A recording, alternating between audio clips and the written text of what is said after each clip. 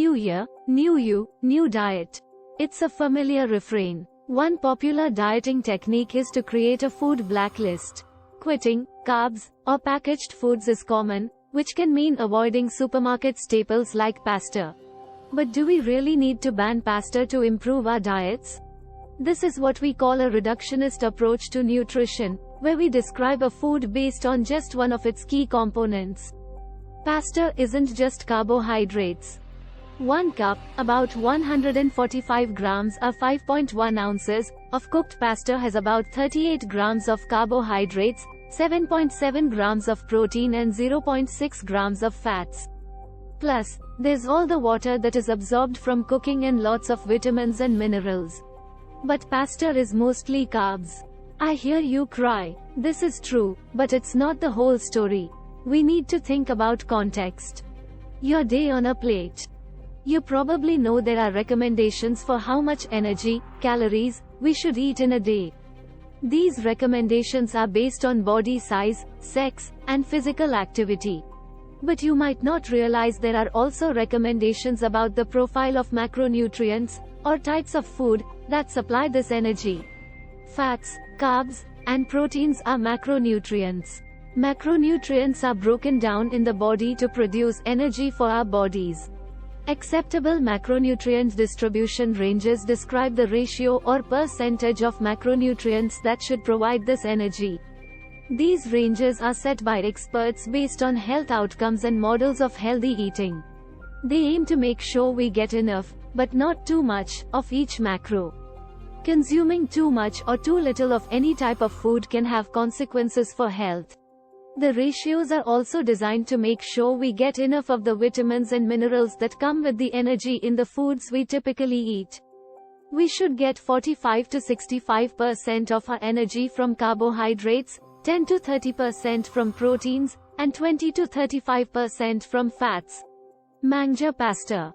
Macronutrient ratios mean it can be healthy to eat up to between 1.2 and 6.5 times more carbohydrates in a day than protein, since each gram of protein has the same amount of energy as a gram of carbohydrates. The ratio of carbs to protein in pasta is 38 grams to 7.7 grams, which equates to roughly a 5:1 ratio, well within the acceptable macronutrient distribution range. Meaning pasta actually has enough protein to balance with the carbohydrates. This isn't just because of the eggs in pasta either. Wheat is another source of protein, making up about 20% of the proteins eaten globally. If you are worried about the calorie levels and weight gain, that's not so simple either. In the context of an otherwise healthy diet, people have been shown to lose more weight when their diet includes pasta regularly. And, a systematic review of 10 different studies found pasta was better for post-meal blood glucose levels than bread or potatoes. Instead of quitting spaghetti, consider reducing portion sizes, or switching to whole grain pasta, which has a higher fiber content, which has benefits for gut health and can help you feel fuller longer. Gluten-free pasta has slightly less protein than wheat pasta. So, despite being healthier for people with gluten intolerance, there are no increased health benefits in switching to gluten-free pasta for most of us. Pass the pesto and the leftover bolognese. Pasta is also not typically eaten alone. So, while some warn about the dangers of blood sugar spikes when eating naked carbs, meaning just carbs with no other foods, this typically isn't a risk for pasta.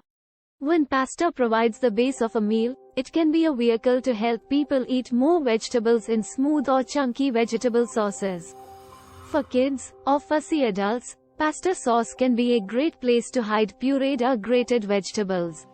Not eating pasta alone is also important for the protein profile. Plant foods are typically not complete proteins, which means we need to eat combinations of them to get all the different types of amino acids, the building blocks of proteins, we need to survive. But pasta, even though we often focus on the carbs and energy, packs a good nutritional punch. Like most foods, it isn't just macronutrients, it also has micronutrients. 1 cup of cooked pasta has about a quarter of our daily recommended intakes of vitamins B1 and B9, half the recommended intake of selenium, and 10% of our iron needs. The news for pasta gets even better when we eat it as leftovers. When pasta is cooked and cooled, some of the carbohydrates convert to resistant starch. This starch gets its name from being resistant to digestion, so it contributes less energy and is better for blood sugar levels. So, your leftover pasta, even if you reheat it, is lower in calories than the night before.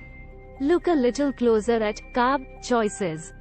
There is a lot of talk about reducing intakes of carbohydrates for weight loss, but remember, carbs come in different forms and in different foods.